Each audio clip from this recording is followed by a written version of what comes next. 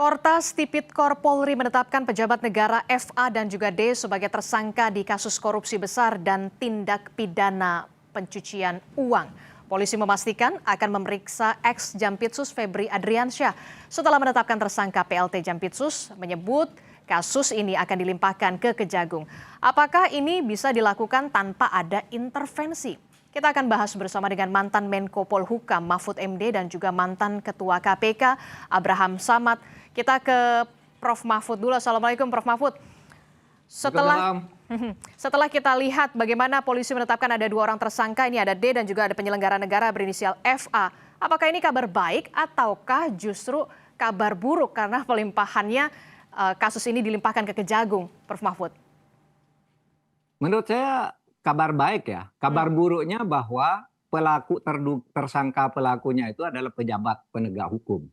Ya, yang itu berarti juga berat itu kalau menurut tata aturan kita, pejabat penegak hukum korupsi di atas korupsi kan ini udah melakukan korupsi di atas tindak pidana korupsi lagi, makanya dia masuk ke pencucian uang.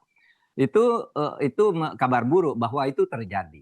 Tapi bahwa ini sudah dilimpahkan ke Kejaksaan Agung, menurut saya sudah P21, itu menurut saya kabar baik. Artinya apa? Sebelum ini polisi itu sudah bekerja dengan cermat, sehingga tidak bertele-tele hanya 3 hari sesudah digeledah, ditemukan barang bukti, kemudian diajukan. Tidak usah bertele-tele lagi. Sekarang itu sudah sangat cukup ketika polisi menyampaikan itu ke Kejaksaan Agung. Memang kan harus disampaikan kejaksaan pada akhirnya. Tidak bisa diajukan sendiri oleh polisi ke pengadilan, tapi pendakwaannya itu memang harus dilakukan oleh kejaksaan. Oleh sebab itu ya memang harus segera dikesanakan agar tidak di polisi sendiri bola panas. Dan polisi saya yakin sudah bekerja dengan cermat.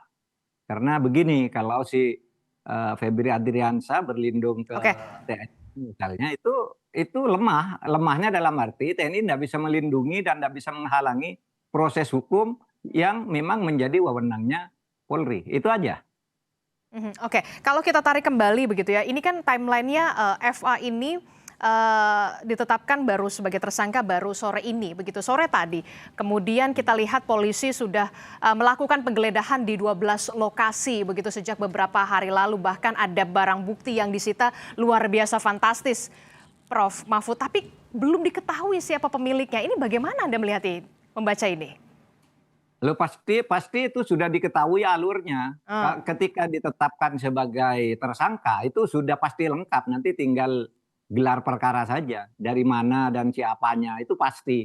Oleh sebab itu lalu ditetapkan tersangkanya. Mungkin saja nanti dalam proses berikutnya akan muncul nama lain. Tapi minimal ketika itu disampaikan sudah pasti uangnya asalnya dari mana. Kok disimpan di sini bagaimana, lewat siapa.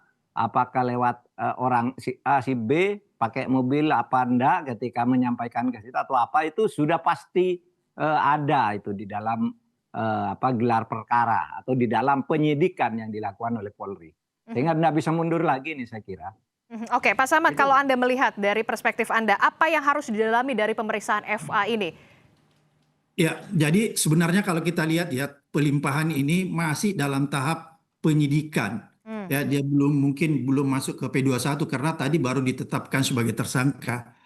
Pertanyaannya kenapa kepolisian memberikan perkara ini kepada kejaksaan? Mungkin supaya tidak terjadi benturan yang terlalu keras, atau juga mungkin menjaga tuduhan-tuduhan atau persepsi-persepsi bahwa kepolisian punya agenda-agenda tersendiri untuk mentersangkakan oknum kejaksaan. Kira-kira seperti itu, sehingga dicapailah sebuah kesepakatan bahwa kasus ini mulai dari tahap penyidikan itu dilimpahkan ke kejaksaan. Karena saya lihat tadi ada juga teman-teman dari Komisi 3 ya yang turut menengahi. Dan menurut saya ini langkah yang cukup bagus menurut saya ya, transparan. Tapi yang paling penting sebenarnya yang kita harus kawal betul bahwa kasus ini haruslah adil ya. Maksudnya harus dijalankan pada prinsip-prinsip keadilan. kenapa harus dijalankan pada prinsip-prinsip keadilan agar supaya masyarakat tidak a priori ya, karena kita tahu betul bahwa Oke. awal dari kasus ini adalah pengembangan dari 3 kasus besar.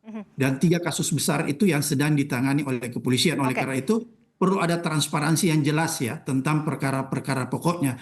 Karena kalau tidak, kita khawatir nanti masyarakat menganggap bahwa sebenarnya kasus ini adalah perang antara institusi aparat penegak hukum. Oleh karena itu menjadi penting bahwa kasus ini harus ditelusuri dengan adil, dibuka secara adil agar supaya masyarakat bisa mengawasi, bisa mengikuti dengan baik, agar supaya ketika kasus ini bergulir sampai ke pengadilan, ada trust masyarakat bahwa kasus ini benar-benar kasus korupsi. Karena jangan sampai ada persepsi di luar ini bahwa kasus ini adalah perang atau boleh dikatakan kasus ini adalah kepentingan pihak-pihak tertentu, atau boleh juga dikatakan bahwa sebenarnya ini ada peran dari oligarki hitam yang turut terlibat di dalamnya. Kira-kira seperti itu. Oke, saya ke Pak Mahfud. Pak Mahfud, benarkah ada friksi politis sampai kemudian akhirnya ini harus dilimpahkan ke Kejagung, Prof. Mahfud? Itu tidak bisa dihindari kesan itu. Bahkan saya bukan kesan, itu kesimpulan bahwa ini memang ada friksi politik. Tapi terlepas dari itu, friksi politik atau friksi apapun, kalau memang itu untuk penegakan hukum dan ada alat bukti atau barang bukti yang sudah dimiliki ketika polisi menetapkan tersangka, menurut saya bagus sekali, cepat itu, gitu. Saya kira yang dilajukan oleh Polri itu sudah sulit akan dianulir oleh kejaksaan. Kekhawatiran orang kan, loh ini nanti kan diserahkan kejaksaan P21-nya. Memang iya harus begitu hukumnya, begitu tersangka nanti ke sana. Tetapi menurut saya Polri juga tidak akan terlalu gegabah. Dia bekerja sudah cukup lama menurut saya. Karena isu ini kan udah lama sebenarnya kita dengar. Sehingga polisi juga bekerjanya udah lama. Oleh sebab itu kita setuju, jangan dipolitisir, tetapi seumpama politis itu terpaksa terjadi, jangan mempengaruhi proses hukum. Keadilan harus ditegakkan. Keadilan harus ditegakkan tuh ya artinya ya harus ditindak tegas meskipun dia punya backing politik tertentu. Nah itu artinya jangan dipolitisir. Pokoknya keadilan harus ditegakkan. Gitu.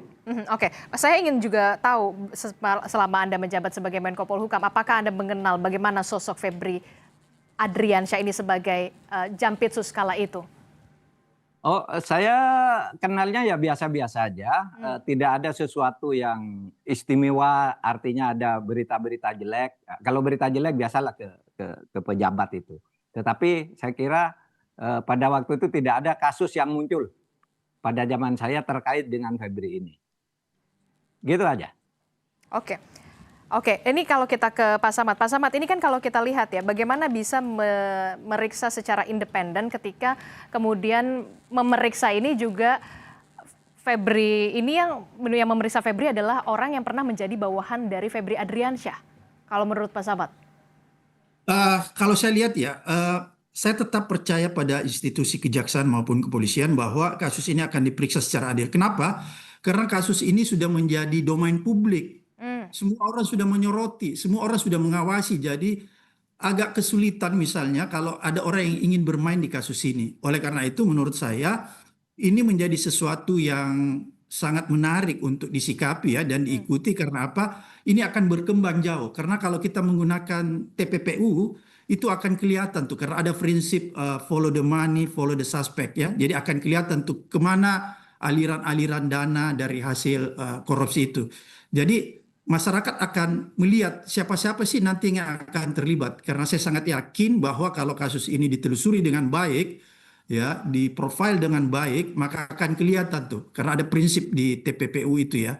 Sehingga ini akan terbuka semua. Dan ada peran-peran juga yang sangat signifikan di dalam tindak pidana pencucian uang, yang itu akan harus digali ya, akan dibongkar. Ada yang disebut gatekeeper. Gatekeeper itu adalah ada institusi ya, ada institusi atau orang-orang tertentu yang menampung duit-duit dari hasil korupsi itu yang kemudian disamarkan seolah-olah hasil itu menjadi uang yang legal, bukan uang yang ilegal, kira-kira begitu. Dan biasanya institusi-institusi itu bukanlah institusi-institusi apa itu finance institusional ya. Jadi dia bukan institusi finansial yang resmi, misalnya perbankan dan lain sebagainya, karena itu akan mudah dideteksi. Kira-kira seperti itu catatan saya. Oke, Dan kalau ini menarik sebenarnya. Oke, kalau tadi Pak Samad sudah menyinggung soal ada peran gatekeeper di sana begitu ya, dan kita juga masih belum mengetahui, belum diungkap bagaimana siapa pemilik emas, juga kita belum tahu apakah kasus ini akan selesai di dua tersangka ini ataukah kemudian ada kemungkinan nama-nama tersangka baru. Jangan dijawab dulu Prof Mahfud, usai jeda kami akan segera kembali.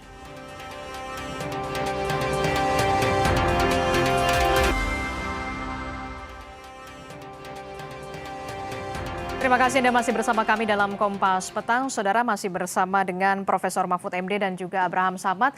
Prof, saya ingin tahu dulu Prof, ini kan kalau kita lihat kemarin begitu ya, personil TNI sempat mendatangi Polda Metro Jaya, kemudian Brimob juga sempat diturunkan untuk menjaga Polda nih Prof Mahfud. Nah, Anda melihat bagaimana sebenarnya hubungan antara dua institusi ini, Polri dan juga Kejaksaan Agung sebenarnya Prof?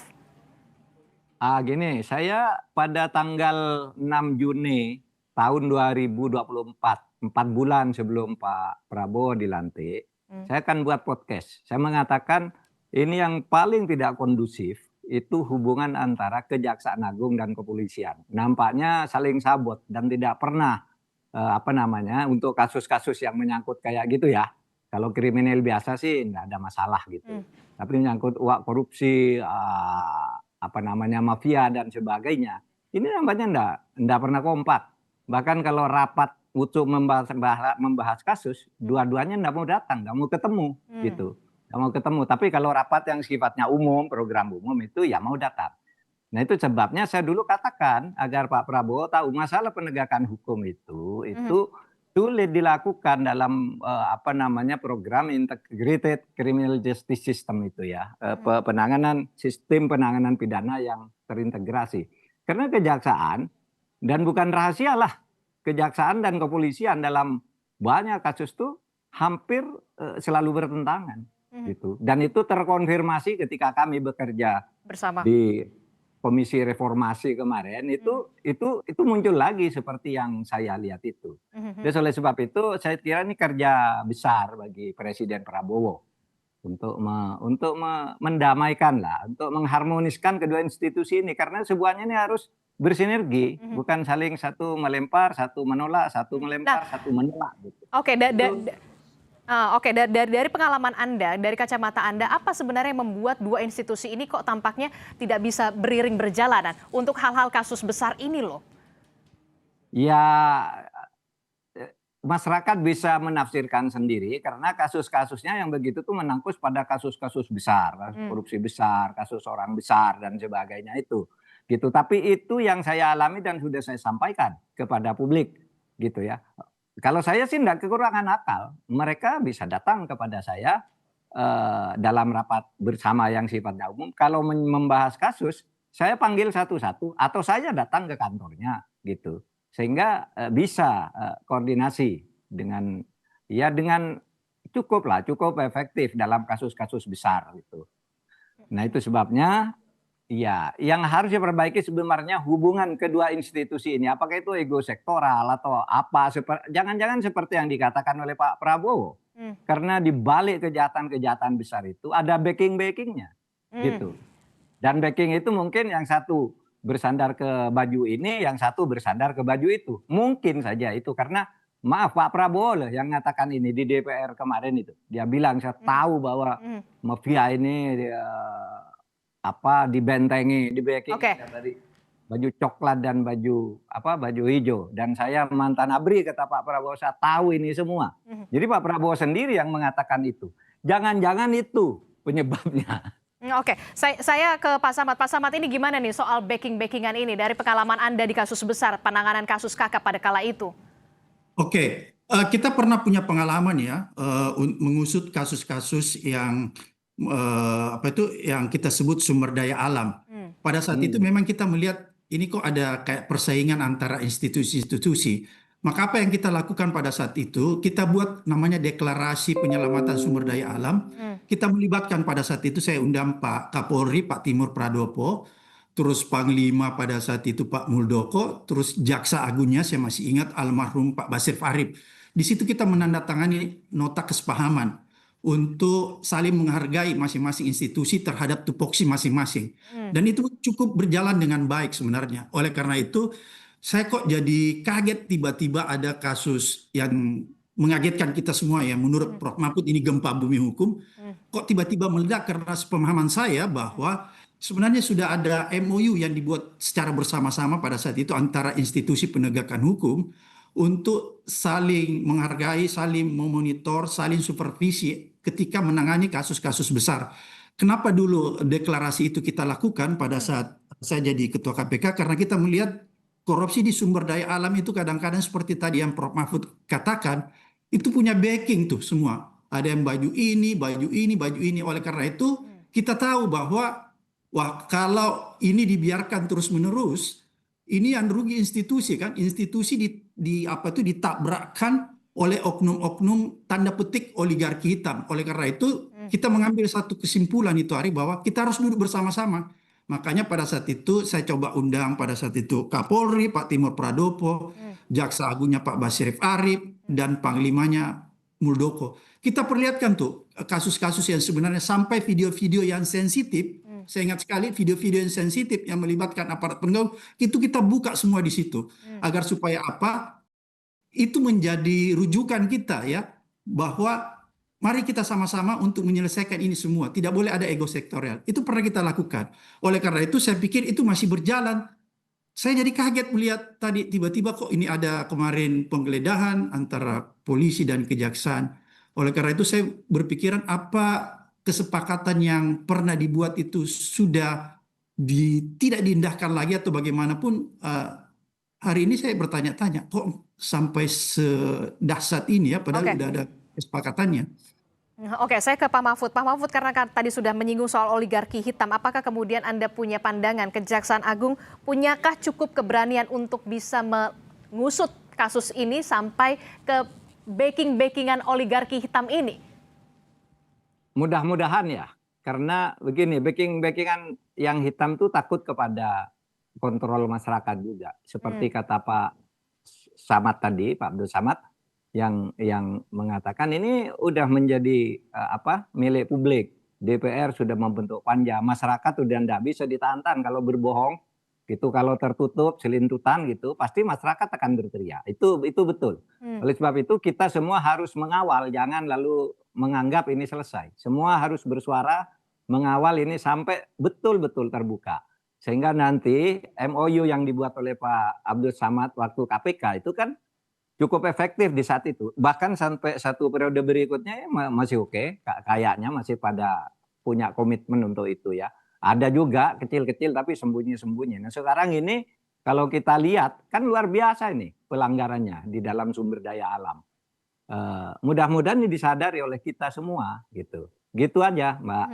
Oke, tapi kalau Anda melihat apakah ada banyak faksi di dalam dua institusi ini yang di dalamnya ini saling tarik-menarik kepentingan, Prof, dalam kasus ini? Oh, kalau di dalam masing-masing institusi makanya itu sudah pasti minimal di mana-mana dalam kasus itu ini ada yang tiga ini. Hah? Iya, misalnya di Kejaksaan Agung pastilah ada faksi-faksi ada yang ingin ini, ada yang ingin itu dan sebagainya. Itu biasa di polisi juga. Di polisi juga ketika kita ribut-ribut tentang polisi banyak juga lah orang-orang polisi yang menyampaikan ke kita ketidakpuasannya, tetapi atas nama disiplin korps mereka menitipkan aja kepada saya gitu. Saya enggak boleh Pak bicara ke publik tentang ketidakberesan ini kan gitu. Sama di Kejaksaan juga ada yang kita sudah mendengar lah. Ini backingnya siapa gitu. Dan itu sebagai analisis politik itu banyak bermunculan. Jangan dikira kita wah itu membenturkan, enggak, memang sudah benturan sendiri. Kita hanya menganalisis saja gitu. Oke. Gitu Mbak. Oke, saya ke Pak Samad. Pak Samad, ini kan kalau kita lihat ya, walau KPK ini tidak dilibatkan kemudian, tapi apakah KPK punya kontrol atau pengawasan dalam hal ini gitu ya? Kalau Anda dari pengalaman Anda. Sebenarnya biasanya kalau kasusnya itu sudah ditangani oleh satu institusi lain, institusi penegak hukum dalam hal ini kejaksaan atau kepolisian, maka secara etika MOU yang pernah kita tanda tangani, aparat penegak hukum lain, misalnya KPK nggak boleh langsung masuk, kecuali misalnya nanti ada aturannya, ada kriterianya ketika misalnya kasus ini tidak berjalan. Atau kemudian kejaksaan sendiri meminta KPK, biasanya gitu tuh. Atau kepolisian juga meminta KPK terlibat jauh di dalamnya. Itu begitu mekanismenya. Jadi tidak bisa langsung serta-merta KPK masuk karena kasus ini sudah ditangani terlebih dahulu oleh pihak kepolisian maupun kejaksaan. Jadi KPK dalam hal ini tinggal menunggu kalau misalnya suatu ketika kejaksaan meminta KPK untuk masuk ataupun kepolisian, baru disitulah KPK bisa masuk untuk eh, bersama-sama menangani.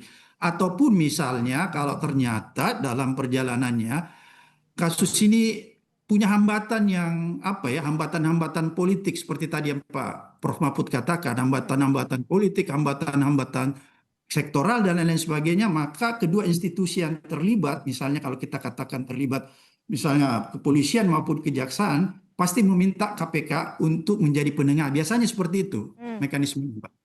Oke. Dan juga masyarakat diminta untuk bisa memberikan dorongan dan juga atensi penuh untuk bisa mengawal kasus ini. Masyarakat harus mengawas ya, untuk memberikan masukan terus agar supaya penegakan hukum ini bisa berjalan dengan adil. Karena itu inti dari penegakan hukum itu harus adil, berkeadilan, itu intinya, Mbak. Oke, mantan pimpinan KPK Abraham Samad dan juga mantan Menko Polhukam, ada Profesor Mahfud MD telah bergabung bersama kami di Kompas Petang. Terima kasih Bapak-Bapak, Assalamualaikum. Selamat pagi, selamat sore.